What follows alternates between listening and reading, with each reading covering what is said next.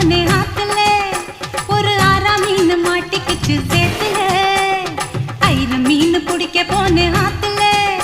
ஒரு ஆறா மீன் மாட்டிக்கிச்சு